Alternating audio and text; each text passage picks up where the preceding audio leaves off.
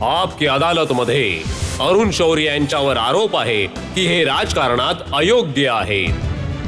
शौरी साहेब, लोक म्हणतात की तुम्ही चांगले माणूस आहात, सुशिक्षित सज्जन माणूस आहात, तुमचं राजकारणामध्ये काय काम? सर, त्यामध्ये एक गोष्ट अशी की जेव्हा मी जर्नलिझममध्ये तुमच्या बरोबर होतो तेव्हा लोक म्हणायचे की हा इतका अकॅडमिक जर्नलिस्ट वाटत नाही, हा पॅम्प्लिफ्टियर आहे. तर त्यामुळे पण जर तुम्हाला असं वाटत असेल की राजकारण हे फक्त अशिक्षित लोकांचं काम आहे तर ती सुद्धा एक कॉमेंट आहे. तुमच्या पार्टीचे लोक असं म्हणतात की हे लोक पॅराशूट्स मधून उतरून राजकारणामध्ये येतात, आयुष्यभर पुस्तकं लिहिली आणि राज्यसभेच्या मार्गाने पार्लमेंटमध्ये आले आणि मग मंत्री सुद्धा बनले. जे पॅराट्रूपर असतात ते आर्मीमध्ये चांगलं काम करतात, युजफुल काम करतात. तर हे तर परंतु तुमचं म्हणणं योग्य आहे. कित्येक लोक आमच्यापैकी कदाचित जनरल इलेक्शन सुद्धा नाही जिंकू शकत. त्यामधले कदाचित डॉक्टर मनमोहन सिंग सुद्धा आहेत, कारण ते सुद्धा राज्यसभेमध्येच होते. म्हणूनच जे लोकसभा जिंकून येतात, अनंतकुमार सारखे तुमचे साथी मंत्री होते, त्यांनी पार्टीच्या इंटरनल फॉरम्सवरती आरोप लावला की शौरी साहेब, जर आपण इलेक्शन हारलो शौरी साहेबांच्या नीतींमुळे तर हे तर पुस्तक लिहायला लागतील, आम्ही काय करायचं? नाही, तसं आनंद कुमार माझे खूप चांगले मित्र आहेत. कदाचित त्यांना माझं एक्झाम्पल दिलं असेल, परंतु त्यांचं म्हणणं योग्य आहे. आणि मी त्यावेळी 17 पुस्तकं नाही 18 पुस्तकं लिहून झाली आहेत आणि 19वं पुस्तक मी काल कंप्लीट केलं आहे नॅशनल सिक्युरिटीवर.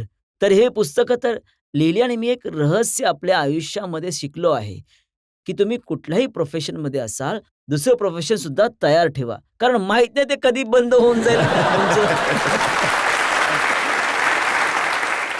अरुणजी, जेव्हा तुम्ही मंत्री होतात तेव्हा सुद्धा इम्प्रेशन हे होतं की क्रुसेडर प्रमाणे काम करायचं.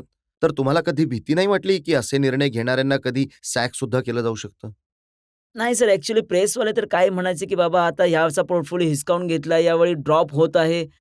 तर मग ही अटलजी आणि अडवाणीजींचीच कृपा होती की त्यांनी मला ड्रॉप नाही केलं. आणि जर ड्रॉप केलं असतं तर तुम्ही काय केलं असतं? तर मग ते 19वं पुस्तक आहे ते आणखीन लवकर लिहिलं असतं. आता तुम्हाला मला विचारायचंय की आपल्या राजकारणात अजिबात नैतिकता उरली नाहीये का? हे लोक सगळ्यांना चोर समजतात का? याबद्दल तुम्हाला काय म्हणायचंय? नाही, त्यांना माहित आहे की ते चोर नाहीये, तरी सुद्धा आरोप लावायचा.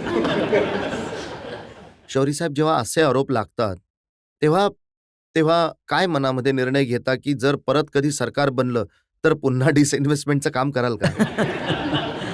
नाही, पण अटलजी अडवाणीजी म्हणतील तेव्हा करू. अदरवाईज काय फायदा आहे? असं मी तुम्हाला ते सांगतोय की बाबा कुठलाही प्रामाणिक माणूस आपल्यासारखे, तुमच्यासारखे, माझ्यासारखे, सुरजितसारखे कोणी जिद्दी असतील ते करतील. परंतु दुसरा माणूस म्हणेल की बाबा मला रिटायर व्हायचंय 2 वर्षांमध्ये, मी जनरल आहे. मग अशी नंतर इन्क्वायरी होईल त्याची, सोडा, फाईल फिरवा, कमिटी बनवा. आणि तेच होत आहे. तुम्ही बघा, डिफेन्स पर्चेसमध्ये इंडिया अशी कंट्री आहे जसं की 20-20 हजार करोड डिफेन्स मिनिस्ट्री रिटर्न करते, 10,000 करोड रिटर्न करते. ऑर्डर प्लेस होऊ शकत नाही. एक वेपन सिस्टमला ऑर्डर करण्यामध्ये 6-6 वर्ष लागतात. तर त्याचा काय परिणाम होत आहे? आणि स्पेशली ऑनेस्ट लोकांवरती. डिसऑनेस्ट माणसाला त्याला काही अवघड नाहीये लवकर निर्णय घेण्यामध्ये. त्याला माहित आहे की क्रिमिनल केसमध्ये काही होणार नाहीये. परंतु ऑनेस्ट माणूस who does not want to get his own reputation, की त्याच्यावर काही आरोप असावा, तो म्हणतो सोडा यार. एका व्ह्युअरने आम्हाला मेल पाठवलाय. ते म्हणाले की अरुण शौरी खूप चांगले शेर म्हणतात. त्यांचा हा जो डायलेमा आहे की जेव्हा त्यांच्यावरती खोटे आरोप लागतात तर ते कसे व्यक्त करतात हे चिदंबरम वगैरेच्या बद्दल हे जे आरोप लावतात, इनकी हाँ को हाँ न समझो, इनकी ना को ना न समझो. कोई और ही बोल रहा होगा, इनकी जुबान को इनकी जुबान ना समझो.